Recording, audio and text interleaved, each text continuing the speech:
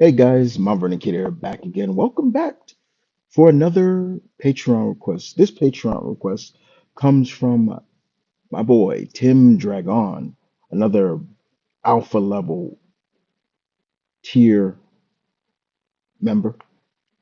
As you guys know, at that's alpha level tier members can ask for videos, no matter what they are, and I will do it. And we got another creative story here.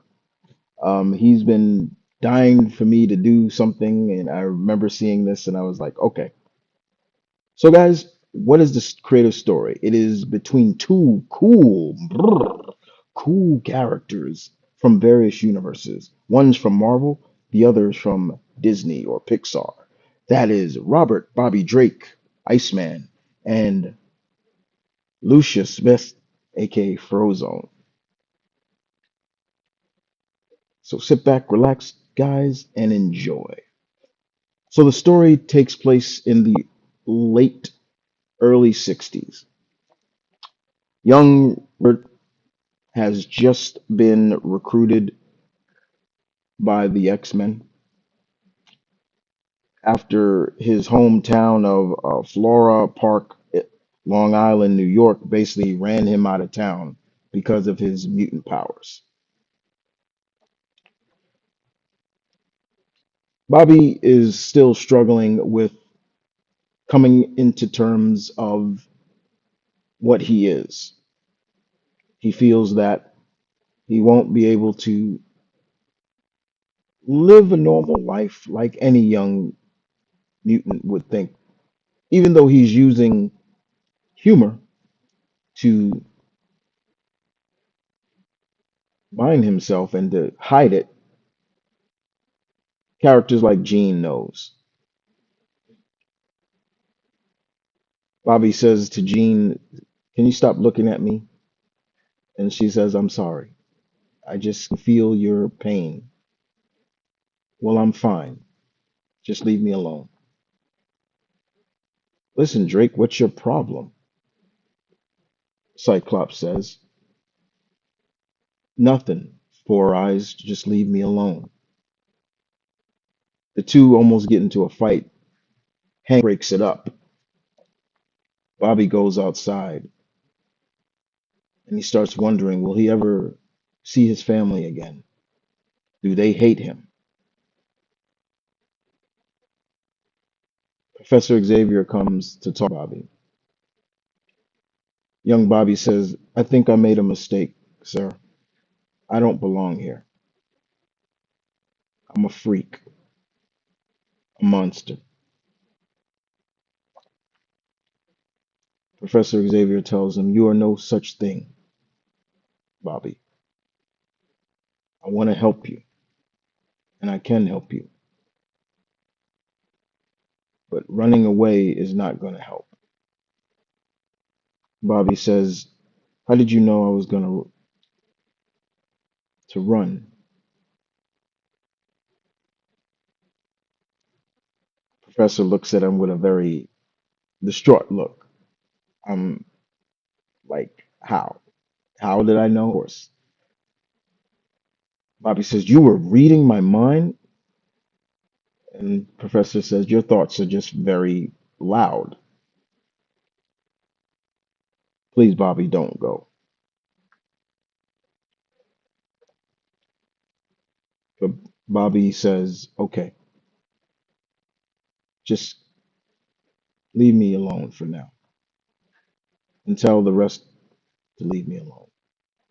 Professor Xavier returns to the other four young X-Men and inform them to give Bobby some space. While Bobby continues to mope and sulk around, he still continues to wonder, what am I doing here? Even when he is training to learn how to use his powers, he still feels trapped. But he continues to use humor as a defense,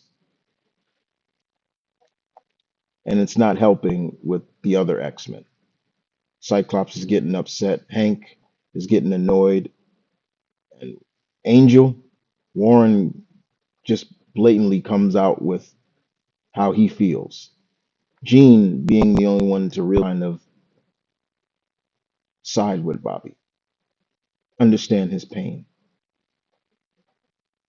But even though she does, he still is very defensive.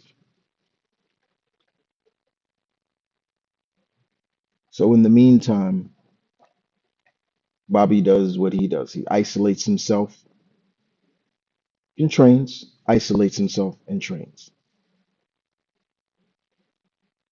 We need to do something about him, Professor. I know, Scott, says Professor.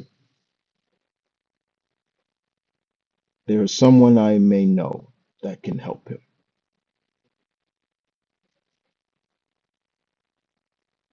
Professor Xavier goes to his quarters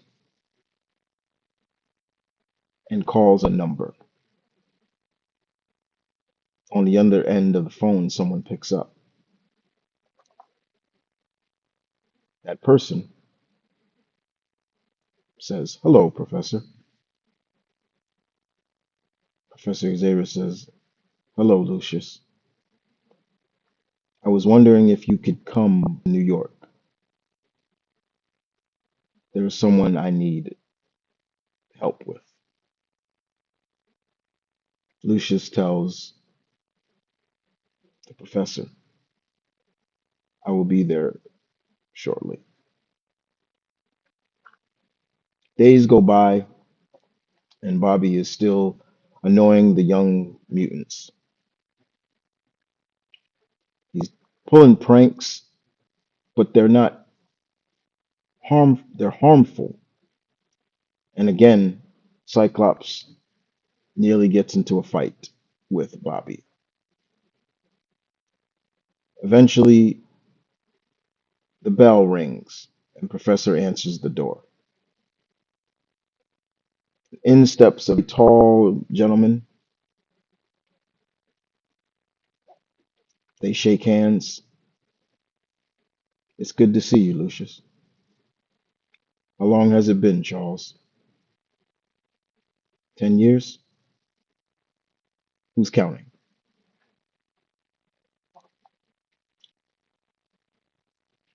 Eventually, Professor Xavier tells the story of Bobby and tells Lucius all about him. "So he can do that, huh?" "He's similar to you, Lucius, and much potential to be much more. I figured if Bobby saw someone with similar abilities, it would help him. He was run out of his own town in Long Island after nearly freezing a boy to death who bullied his girlfriend. He is scared, Lucius. I've been there. We all have." Eventually, Professor takes Lucius to see Bobby. "Bobby, I'd like you to meet someone," he says.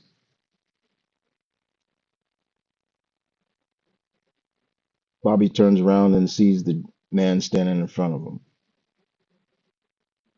Lucius says, "How you doing, young blood?" Bobby looks at him and nearly walks away.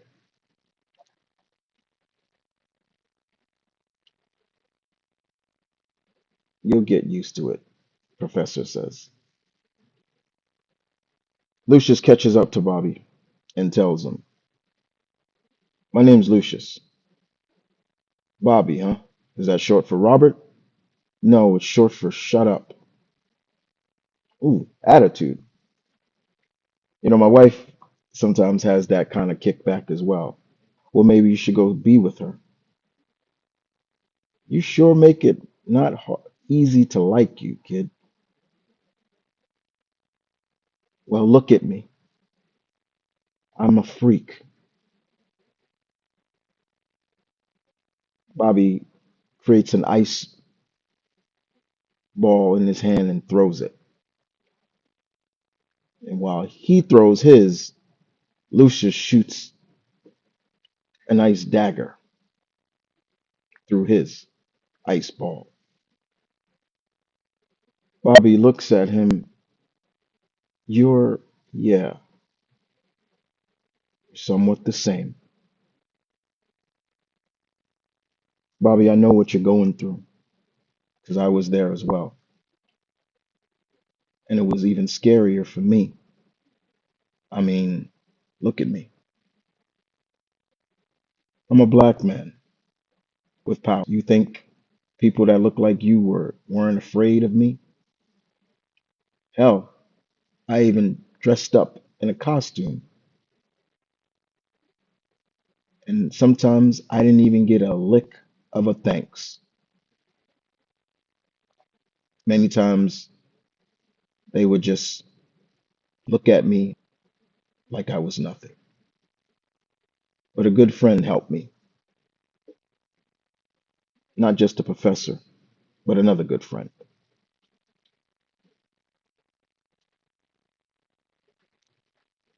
Lucius pulls out his wallet and shows Bobby a picture of himself in a very bright lit costume, white and blue, and a very muscular gentleman next to him. Bobby says, "Who's the tree trunk?" "That's my friend. This this was a long time ago.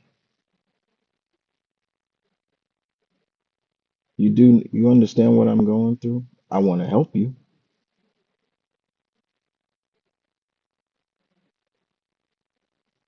Let me help." Bobby reluctantly says yes, and the two continue to walk and talk. By the next day, Lucius and Bobby are teaming up. Lucius is teaching Bobby everything he knows and teaching him about his limits and seeing if young Bobby has any limits of his own.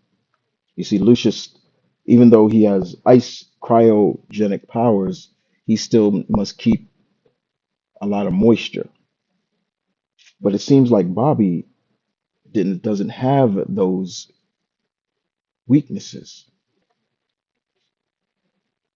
But over time, the two become friends. The two become like mentor and student. Professor Xavier is feeling very proud. Eventually, Bobby tells his fellow X-Men that he was sorry. They all say they're sorry and no problem.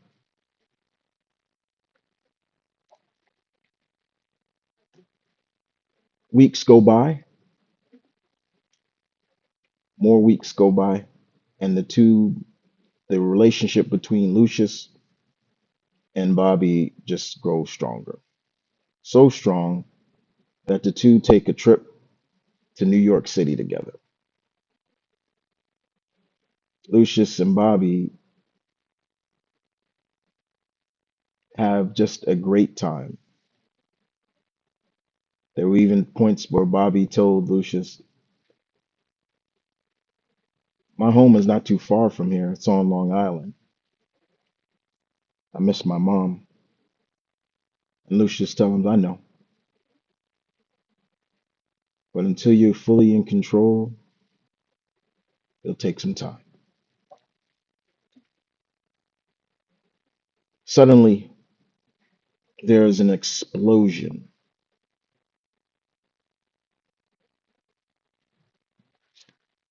and the two race towards the explosion. Commotion is everywhere.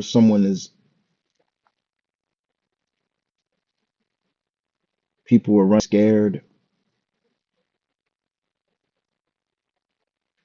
It's a group of robbers, but unlike just normal robbers, these guys are loaded up to the hilt with ammunition. There's one with a huge, heavy military grade gun and even a flamethrower.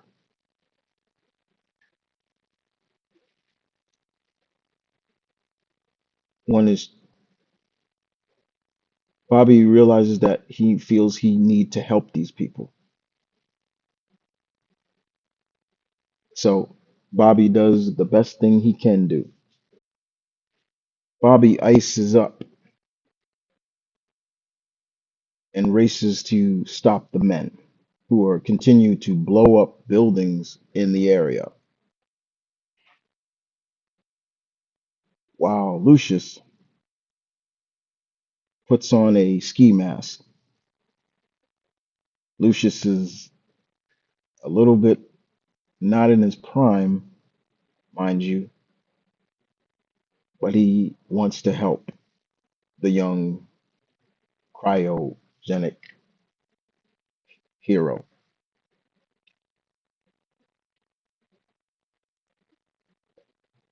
Keep blowing up things. We're getting paid. We want this whole block taken down. Bobby screams out, "Stop." The man says, "What the hell is this? Frosty the Snowman?" That gets Bobby a little heated. In the process, just before one of the arsonists begin to pull his gun, Bobby shoots a huge snowball at him and says, "Yo, Tiny, chill." Bobby forget Bobby unaware that another gentleman is coming up behind him. Luckily, Lucius stops him. "Thanks," Bobby says. "Keep your eyes open, young blood," Lucius says. Eventually, the two gentlemen with the flamethrowers approach. And with that being said, it becomes a stalemate. The two dodge and duck and maneuver. Lucius begins to throw ice on the floor, but actually as if he was gliding across the street, like he was skiing. Bobby jumps up into around a car. The flames begins to hit the gas line. So Bobby jumps at right before the car that he was hiding behind explodes. In doing so, Bobby looks at Lucius and says, "Maybe I can do that, but maybe better." And Bobby starts to make a sheet of ice underneath him. The two come up with an idea to halt the two flame throwing menaces. They create a dome of ice around them. They pour on the temperature and continue to pour it on until they are just too cold to hold on to their flamethrowers. And in the process, the flamethrowers shut down. And just to make sure, Lucius shoots an ice shard at the tanks. Gasoline is blowing out. Lucius says, "If I were you, I'd drop those." So they do. And in the process, Bobby freezes them up, just like he did the bully back in his home. But he keeps their heads above the ice. Eventually, the police and fire department, they hear engines coming. Bobby and Lucius leave the area, but right before a young girl comes up to both and says thank you.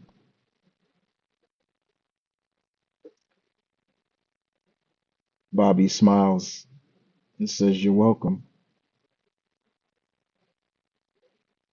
The little girl says, "Are you Frosty the Snowman?" And Bobby says, "No, I'm his cousin." And they disappear right before the police come. We never find out who these arsonists were and why they were destroying buildings in Harlem. But afterwards, Lucius tells Bobby, "You did good, kid. You did real good. You did too, for a man out of shape. Yeah, hey, it's not easy. I'm getting older, but you did good. Proud of you. Thanks, Lucius. Hey, by the way," Bobby says, "when you were in that costume, what did they call you?" Frozone. Frozone? That's a dumb name. Oh, yeah? And what will you call yourself? Iceman. Well, there you guys have it. A nice, cool story that I came up with of between Frozone and Iceman. The reason why I said it back in the 60s when Bobby was young, because I wanted Lucius to be the veteran. And if you got the gist, you can tell that I basically imply that Lucius is a mutant with similar powers to Bobby, and he knew Professor Xavier. I hint at Mr. Incredible, but I never say his name.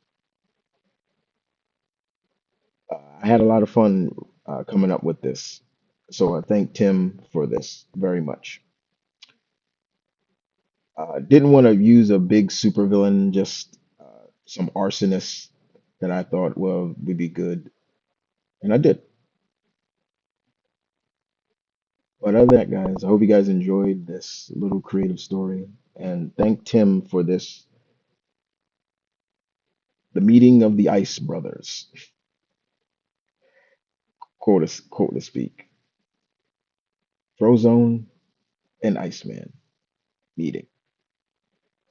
And if you liked what you saw, give me a like, and I'll see you guys next time.